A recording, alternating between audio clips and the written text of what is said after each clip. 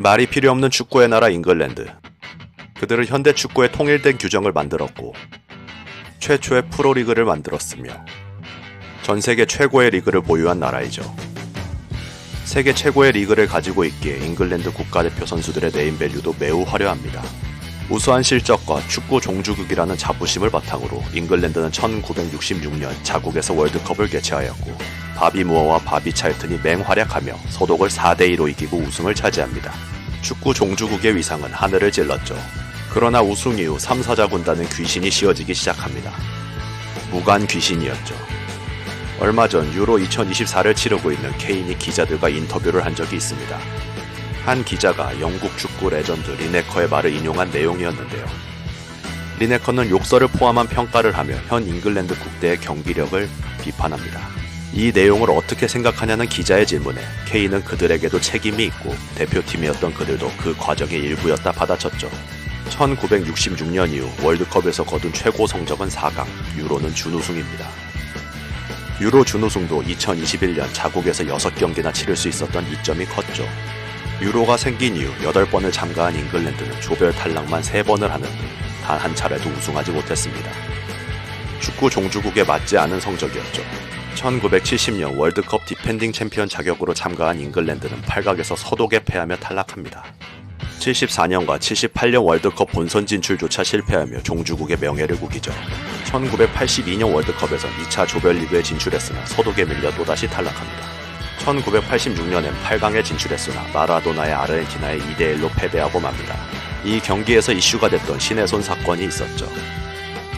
1990년 이탈리아 월드컵에서는 잉글랜드가 드디어 24년 만에 4강 진출에 성공합니다. 오랜만에 국제대회에서 좋은 성적을 거뒀죠.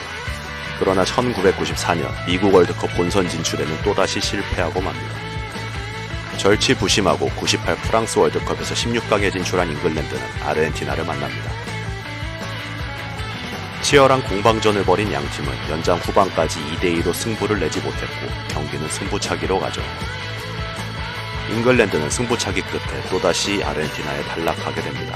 지독한 무관의 연속이었으나 잉글랜드에겐 미래가 있었습니다. 90년대 후반부터 2000년대 중반 좋은 실력을 가진 선수들이 리그에 쏟아져 나왔기 때문이죠. 잉글랜드의 영원한 간판 스타 베컴과 오원이 있었고 중원엔 패스마스터 폴 스콜스가 있었습니다. 퍼디난드와 숄 캠벨이 지키던 수비진은 막강했습니다. 애슐리 콜은 침투하는 상대 윙을 지워버렸죠. 여기에 스웨덴 출신 명장 에릭손까지 영입하며 전의를 다집니다.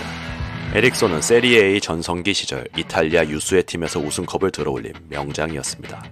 그리고 맞이한 2002 한일 월드컵, 잉글랜드는 자신들의 전적 아르헨티나를 1대0으로 이기며 쾌조의 출발을 했고 16강을 무난하게 통과하며 8강에서 브라질을 만나게 됩니다. 기분 좋게 선제골까지 넣으며 출발하는 잉글랜드, 이번엔 정말 다를 것 같았습니다. 그러나 히바우드에게 동점골을 허용한 잉글랜드는 브라질의 외계인을 만나게 됩니다. 호나우지뉴는 시몬 키퍼를 상대로 환상적인 프리킥골을 넣었고 잉글랜드는 또다시 짐을 싸야 했습니다. 토너먼트의 악몽은 아직 끝나지 않았죠. 그러나 황금 세대는 건재했고 2006 월드컵에 다시 도전하는 잉글랜드. 전성기를 향해 달려가는 램파드와 제라드, 잉글랜드에 떠오르는 신성 루니까지 합류하며 역대급 스쿼드를 보여줍니다. 그리고 조별 예선을 1위로 통과하며 이번엔 정말 다르다는 것을 보여줄 것 같았죠. 16강 상대는 에콰도르였습니다. 쉽게 잡아낼 것이라 생각했지만 잉글랜드는 확실한 찬스를 골로 연결하지 못하면서 답답한 모습을 보였죠. 그러나 중요한 순간에 베컴이 프리킥 골을 넣으며 1대0으로 8강에 진출합니다. 8강에서 만난 상대는 포르투갈. 치열한 공방전과 거친 몸싸움이 계속되는 경기였습니다. 그런데 사고가 터집니다. 카르발료와 몸싸움을 하던 루니가 카르발료의 중요한 곳을 밟아버린 것이죠. 팀 동료 호날두가 루니의 발길질을 심판에게 알렸고 루니는 그대로 퇴장당합니다. 이 경기는 승부차기로 갔으나 램파드, 제라드, 캐러거가 모두 실축하며 잉글랜드는 결국 8강에서 또다시 짐을 싸고 맙니다. 잉글랜드는 재기를 꿈꿨으나 2010 남아공 월드컵에선 16강 독일에게 패배, 2014 브라질 월드컵 조별 예선에선 이탈리아 우루과이에 연패당하며 1승도 거두지 못하고 탈락합니다. 스타 플레이어를 여러 명 보유했지만 팀워크가 부족하다는 문제점을 해결하지 못한 결과였죠. 퍼디난드는 자국 국대가 부진한 이유를 소속 클럽에 대한 지나친 충성심 탓으로 얘기했습니다. 그는 자신부터가 어린 시절 램파드와 친했음에도 각각 맨유와 첼시 선수의 입장이 된 이후로는 인간관계가 붕괴되었고 리버풀 소속의 제라드와는 가까운 자리에 앉으려고 하지도 않았다고 밝혔습니다. 식사도 클럽별로 테이블에 앉아 하는 게 부지기수였죠. 서로 이야기를 했다가 라이벌 클럽 선수들에게 약점을 잡히기 싫었습니다. 특히 베컴, 스콜스, 램파드, 제라드의 미들지는 심각했습니다. 라이벌 팀의 선수라는 이유 하나만으로 상대를 인정하려 하지 않았습니다. 제라드 역시 대표팀에서는 맨유 선수들과 잘 지내는 척만 했지 당시 내가 그들에게 갖고 있던 감정은 원한이었다고 밝혔습니다. 이를 보여주듯 잉글랜드 국대의 골 장면들을 보면 일부의 선수들만 골 세레모니에 참가하는 것을 볼 수 있죠. 대표팀의 주요 선수들이 하나의 리그에 밀집해 있는데 그들이 속한 클럽은 매년 우승 경쟁을 하고 여기서 생긴 라이벌의식이 국대에 심각한 위해를 끼치고 있음을 당시엔 알지 못했다고 합니다. 이걸 보면 당시 잉글랜드 선수들은 국가대표보다 클럽 축구에 확실히 우선순위를 뒀다는 것을 알 수 있습니다. 그렇다면 스페인은 어땠을까요? 라리가에도 레알과 바르셀로나라는 라이벌이 있고 이 클럽의 선수들 대부분이 국가대표에 발탁됐습니다. 시즌 중에 엘 클라시코에서 양팀의 분위기가 과격해지는 건 당연한 일이었죠. 그러나 스페인 국대에는 카시아스가 있었습니다. 그는 양팀 선수들이 국대에 모였을 때 단합을 하기 위해 엄청나게 노력했죠. 본인이 솔선수범하여 바르셀로나 선수들과 친밀하게 지냈고 분위기가 과격해지면 단체 회식을 열어 화합을 도모했다고 합니다. 푸yor도 카시아스의 행동에 동참해 바르샤 선수들을 설득하고 국대에서 잘 지내도록 노력했습니다. 덕분에 레알과 바르샤 선수들이 모인 단톡방까지 있었을 정도라고 하죠. 경기장 안팎으로 사이가 좋았던 스페인 선수들은 국가대항전에서 최고의 퍼포먼스를 낼 수 있었고 2008년과 2012년 유로에서 2연패를 달성하고 2010 남아공 월드컵까지 우승해버리죠. 잉글랜드 국대에도 주장급 선수들이 단합력을 보여줬다면 어땠을까 하는 아쉬움이 있네요.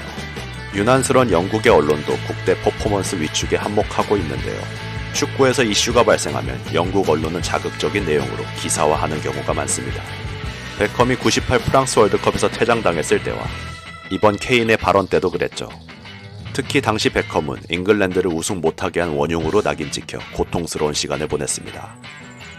잉글랜드에게 다행인 건 2010년 후반 들어 성적이 점점 올라가고 있습니다.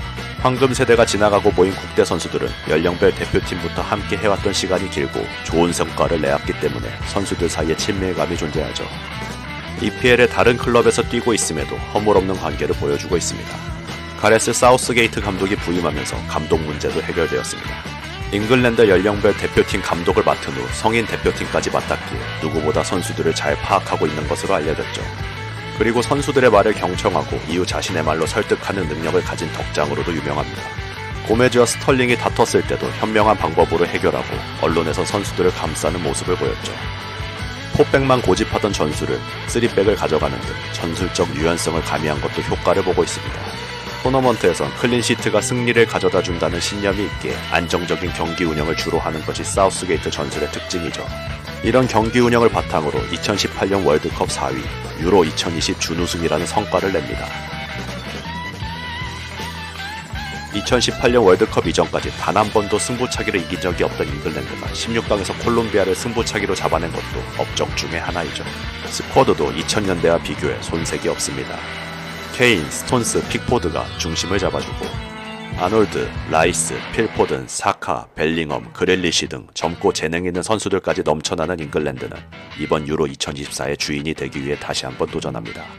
현재 16강 진출을 확정했으나 조별리그에서 슈팅 대비 결정력에서 아쉬움을 나타내고 있는데요. 수비력은 안정되었으니 풍부한 공격 자원으로 득점력을 끌어올리는 것이 잉글랜드의 과제가 될 것 같습니다. 과연 잉글랜드가 지독한 무관의 순환을 뚫고 우승할 수 있을지 지켜봐야 할 것 같습니다. 오늘 영상은 여기까지입니다. 더 좋은 영상으로 찾아오기 위해선 여러분의 구독과 좋아요가 필요합니다.